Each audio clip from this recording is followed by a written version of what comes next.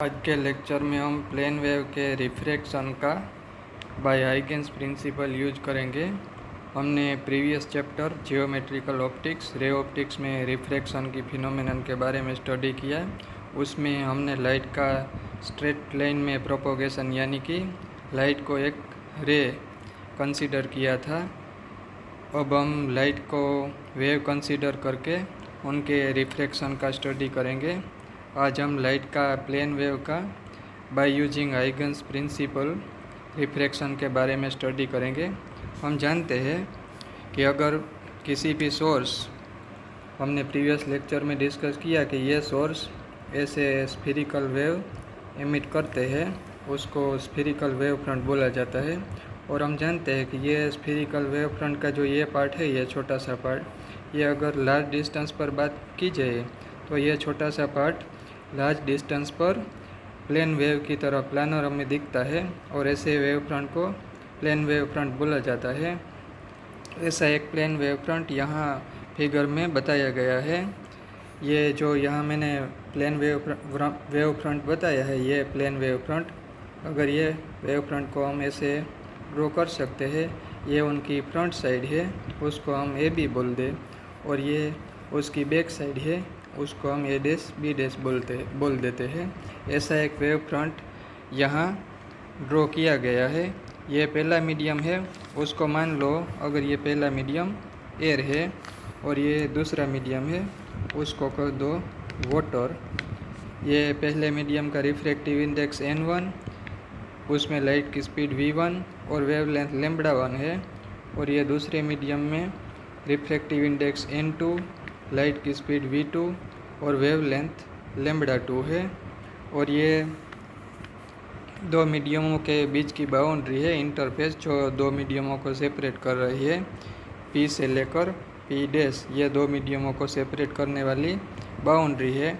और ये हमारा एक प्लेन वेव फ्रंट है, ये भी उसका फ्रंट साइड है, और ये पिछली साइड में सभी जो पॉइंट है, ये पिछली बैक साइड में ए डैश बी डैश से मैंने बताया है। ये इंसिडेंट वेव फ्रंट है। अगर ये वेव फ्रंट ये डायरेक्शन में यानी कि नॉर्मल डायरेक्शन में अगर इंसिडेंट होगा तो सीधी सी बात है वो ट्रांसमिट हो जाएगा। लेकिन ये डायरेक्शन में यानी कि ओब्लिक डायरेक्शन में इंसिडेंट हो रहा है, इसलिए उसका जब एक मीडियम में से दूसरे मीडियम में एंटर होगा तब रिफ्रैक्शन होगा। हम देखते हैं कि ये प्लेन वेव फ्रंट का जो ये पार्ट है, ये पार्ट टाइम t = 0 पर ये पॉइंट पर इंसिडेंट हो रहा है, यानी ये पॉइंट पर इंसिडेंट हो रहा है। ये प्लेन वेव फ्रंट का ये पार्ट, ये पोर्शन ए डैश ए पोर्शन t = 0 टाइम पर यहाँ इंसिडेंट हो रहा है। और हम देखते हैं कि ये बाकी जो सभी ये पोर्शन के सभी पॉइंट है plane wave front A B के सभी पॉइंट, वो उसी समय ओब्लिक होने के कारण अभी एयर में है। बी पॉइंट तो काफ़ी दूर है और वो ये बाउंड्री से BC डिस्टेंस दूर है, यानी कि ये डिस्टेंस अभी एयर में है। ये वेव फ्रंट का सिर्फ एक ही पॉइंट ए पर इंसिडेंट हो रहा है और वो इंसिडेंट एंगल I बना रहा है। इंसिडेंट एंगल I ये हमारा नॉर्मल है। नॉर्मल के साथ ये ए डैश ए पार्ट जो एंगल बना रहा है उसको हम इंसिडेंट एंगल I बोलेंगे। ये t = 0 टाइम की कंडीशन है। ये पॉइंट पर plane wave front A B incident हो रहा है। हमें पहले से एज्यूम किया है कि ये पहले मीडियम में एयर में लाइट की स्पीड v1 है और दूसरे मीडियम में लाइट की स्पीड v2 है। इसलिए यहाँ जो प्लेन वेव फ्रंट का पॉइंट है उसको हमने नाम दिया है B।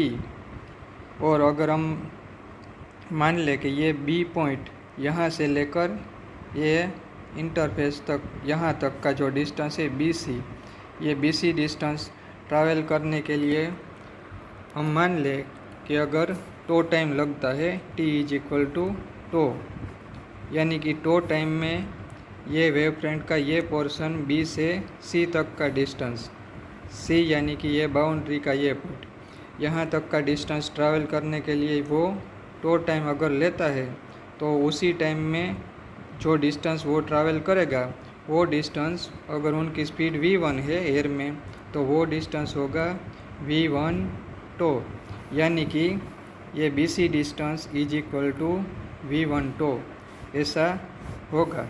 यानी कि आफ्टर टाइम टो ये वेव फ्रंट का ये पोर्शन B पोर्शन यहाँ ये बाउंड्री पर होगा। अब आफ्टर टो टाइम ये पॉइंट की क्या कंडीशन होगी, हम जानते हैं कि ये वेव फ्रंट का ये पोर्शन बिफोर टाइम टो यहाँ तो पहुँच गया था, तो बाद में ये दूसरे मीडियम में एंटर कर रहा है और ये एयर रेयर मीडियम है, ये डेंसर मीडियम है, यानी कि नॉर्मल टूवर्ड्स वो बेंड होगा। यानी कि आफ्टर टाइम टो उसने भी कुछ डिस्टेंस ट्रैवल किया होगा।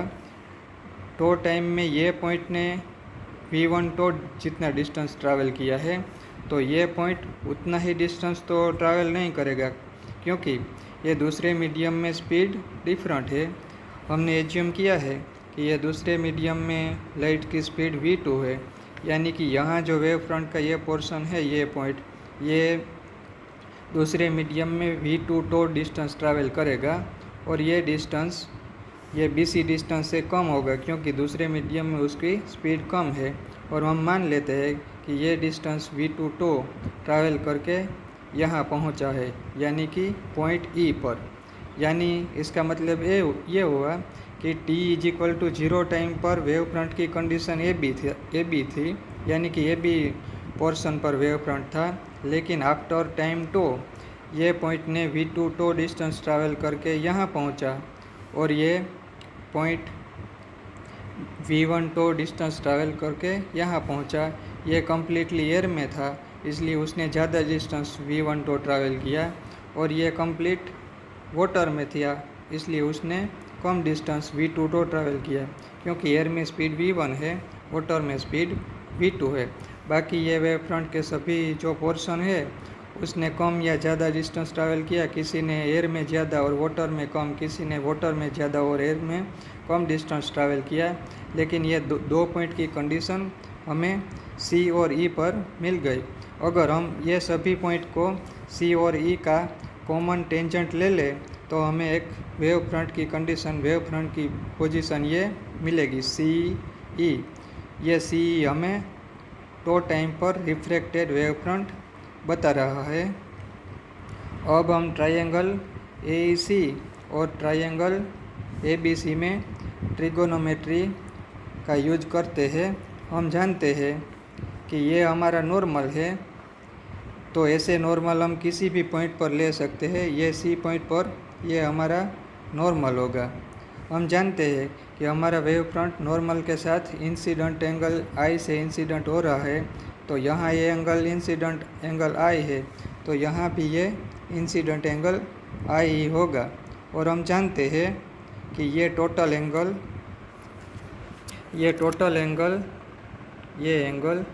90 डिग्री है, यानी कि ये एंगल 90 माइनस I होगा। यहाँ हम देख सकते हैं ये टोटल एंगल 90 है, ये एंगल I है, तो ये एंगल 90 माइनस I होगा। और जियोमेट्री से हम देख सकते हैं ये एंगल 90 होगा। हम जानते हैं ट्रायंगल के तीनों एंगल का सम ऑलवेज 180 डिग्री होता है, इसलिए ट्रायंगल ABC में ये 90 माइनस I, ये 90, तो ये एंगल I होगा, ये एंगल I होगा। यानी कि ट्रायंगल ABC में एंगल A मीन्स ये एंगल I होगा। अब हम ट्रायंगल AEC की बात करते हैं। ट्रायंगल AEC की बात करें तो ट्रायंगल AEC में जियोमेट्री से हम देख सकते हैं ये एंगल तो 90 डिग्री है, ये एंगल 90 डिग्री है, और ये नॉर्मल और रिफ्रैक्टेड वेव फ्रंट के बीच का एंगल है, यानी कि ये एंगल R है, ये एंगल R है। तो जियोमेट्री से हम देख सकते हैं ये एंगल टोटल एंगल 90 डिग्री है, तो ये एंगल 90 माइनस R होगा। यहाँ मैं लिख देता हूँ, ये एंगल 90 माइनस R होगा, ये एंगल 90 है, तो इसका मतलब ये एंगल R होगा, ये एंगल R होगा। अब हम एंगल I और एंगल R को साइन फंक्शन अप्लाई करते हैं।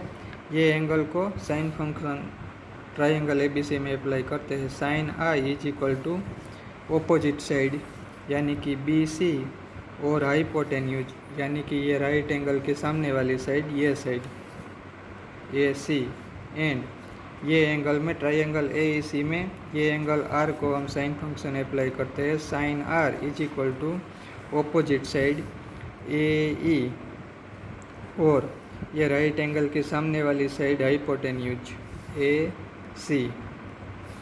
अब हम लिख सकते हैं sine I is equal to BC यानी कि ये डिस्टेंस यानी कि वेव फ्रंट में एयर में टो टाइम में जो डिस्टेंस ट्रैवल किया वो V1 t upon AC and sine R is equal to AE means ये वेव फ्रंट ने वाटर में जो टाइम टो में डिस्टेंस ट्रैवल किया V2 टो अपॉन AC। ये इक्वेशन पर से हम लिख सकते हैं sine I upon sine R is equal to V1 t upon AC। ये मैं न्यूमरेटर में लिख देता हूँ यानी ऐसे हो जाएगा AC अपॉन V2 टो यानी कि ये AC कट V2 कट यानी कि V1 अपॉन V2 यानी कि sine I upon sine R is equal to V1 upon V2 ऐसा हमें रिलेशन मिला है।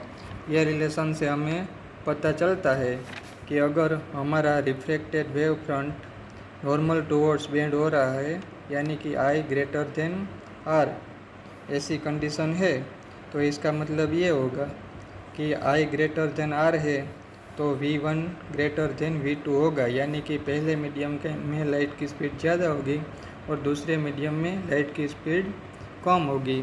और बाद में ये एक्सपेरिमेंटली वेरीफाई भी हुआ और ये बात बता रही है कि जो कोरपस्कुलर थियोरी का प्रिडिक्शन था कि पहले मीडियम में लाइट की स्पीड कम होती है और दूसरे में ज़्यादा होती है अगर रे नॉर्मल टुवर्ड्स बेंड होता है, लेकिन उससे ये कॉन्ट्राडिक्शन है और ये जो हाइगेंस प्रिंसिपल के ये बात है वो सही है, वो बाद में एक्सपेरिमेंटली प्रूफ हुआ।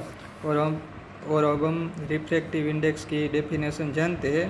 Refractive index absolute refractive index is equal to N is equal to C upon V यानी कि पहला मीडियम एयर का refractive index N1 is equal to C upon V1 और वाटर का refractive index N2 is equal to C upon V2। ये relation पर से हम लिख सकते हैं N1 upon N2 is equal to C upon V1 into V2 upon C is equal to V2 upon V1। ये हम यहाँ रिलेट अगर कर दे तो V1 upon V2 is equal to होगा N2 अपॉन N1 यानी कि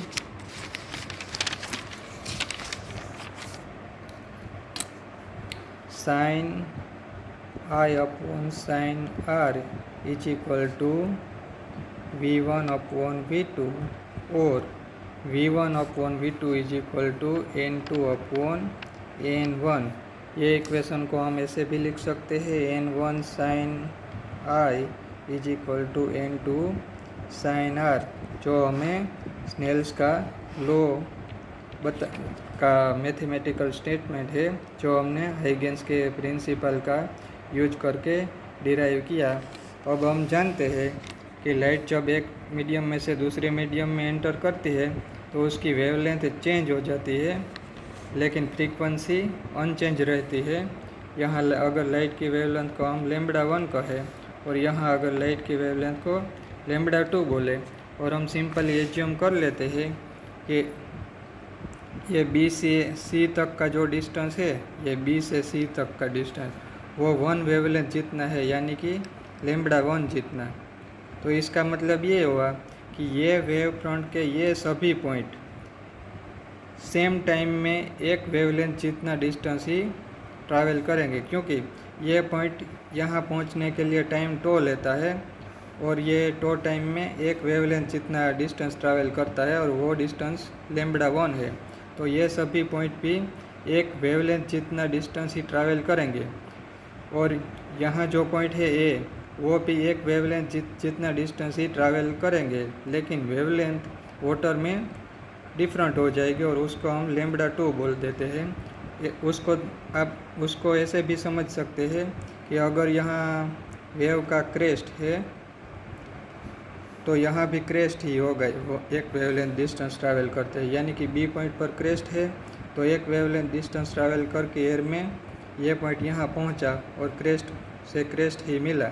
तो यहाँ भी ऐसा ही होगा, अगर ये पॉइंट पर क्रेस्ट है तो ये पॉइंट पर भी क्रेस्ट ही होगा, क्योंकि हाइगेंस के प्रिंसिपल अकॉर्डिंग ये वेव फ्रंट के सभी लोकस के पॉइंट जो एक सेम फेज में होते हैं उसी हम वेव फ्रंट बोलते हैं। यानी कि ये क्रेस्ट है तो यहाँ सभी ये क्रेस्ट ही होगा, ये भी क्रेस्ट होगा। अगर ये क्रेस्ट एक वेवलेंथ डिस्टेंस ट्रैवल करके यहाँ पहुँचता है तो ये क्रेस्ट ने भी एक वेवलेंथ डिस्टेंस ट्रैवल किया होगा और ये वेवलेंथ को हम लैम्बडा 2 बोल देते हैं। अब हम लिख सकते हैं ये जो डिस्टेंस v1 टो है, यानी कि BC distance v1 to distance है, उससे हमने लैम्बडा 1 अगर कहा है तो ये दूसरा डिस्टेंस जो AE डिस्टेंस है, AE is equal to v2 t is equal to lambda 2 होगा। ये इक्वेशन से हम लिख सकते हैं v1 upon v2 is equal to lambda 1 upon lambda 2। यानी कि हम फाइनली ऐसा लिख सकते हैं sine I upon sine R is equal to v1 upon v2 is equal to n2 upon n1 is equal to v1 upon v2 is equal to lambda 1 upon lambda 2। ऐसा relation हम लिख सकते हैं। Sine I upon sine R is equal to v1 upon v2 is equal to lambda 1 upon lambda 2 is equal to n2 upon n1, या तो n1 sine I is equal to n2 sine R, जो Snell's का law का mathematical statement है। हम जानते हैं जब लाइट एक मीडियम में से दूसरे मीडियम में एंटर होती है तब उसकी वेवलेंथ और रिफ्रैक्टिव इंडाइसिस चेंज होता है, क्योंकि वेवलेंथ और रिफ्रैक्टिव इंडाइसिस दोनों मीडियम की प्रॉपर्टी है, यानी कि ऑप्टिकल डेंसिटी पर डिपेंडेंट है। इसलिए उनकी वेवलेंथ और रिफ्रैक्टिव इंडाइसिस चेंज होता है, लेकिन फ्रीक्वेंसी अनचेंज रहती है, क्योंकि फ्रीक्वेंसी सोर्स का फंक्शन है। यानी कि ये सोर्स के ओसिलेटिंग पर डिपेंड करती है, यानी कि सोर्स कौन सी फ्रीक्वेंसी में ओसिलेटिंग कर रहा है। Frequency means oscillations per unit time, per unit second, यानी कि पर सेकंड, यानी कि सेकंड में कितना ओसिलेशन हो रहा है, और वो सिर्फ सोर्स पर डिपेंड करेगा, यानी कि फ्रीक्वेंसी अनचेंज रहेगी।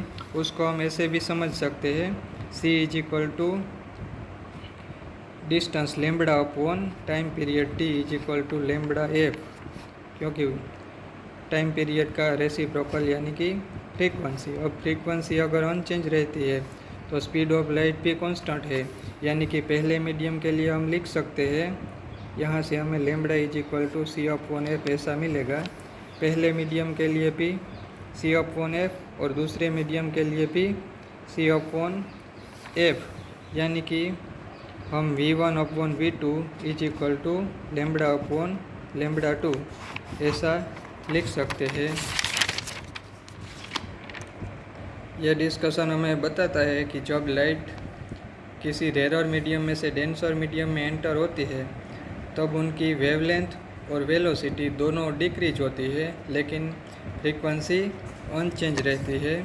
और हम ये स्नेल्स का लॉ ऐसे डिराइव कर सकते हैं, sine I upon sine R is equal to v1 upon v2 is equal to lambda 1 is equal to lambda 1 upon lambda 2 is equal to n2 upon n1। और हम ऐसे भी लिख सकते हैं, ये स्नेल्स का लॉ का मैथमेटिकल स्टेटमेंट है। और हम ऐसे भी लिख सकते हैं, यहाँ v1 लैम्बडा 1 और n1 ये तीनों मीडियम 1 के पैरामीटर है, और v2 लैम्बडा 2 और n2 मीडियम 2 के पैरामीटर है। यह हमने प्लेन वेव फ्रंट जब रेरर में से डेंसर मीडियम में एंटर होता था उसकी बात की। उसमें ये wave front normal towards bend होता था, लेकिन अगर वो डेंसर में से रेरर मीडियम में एंटर होगा तो वो नॉर्मल से फार अवे बेंड होगा और स्नेल्स के लॉ सेम ही अप्लाई होगा।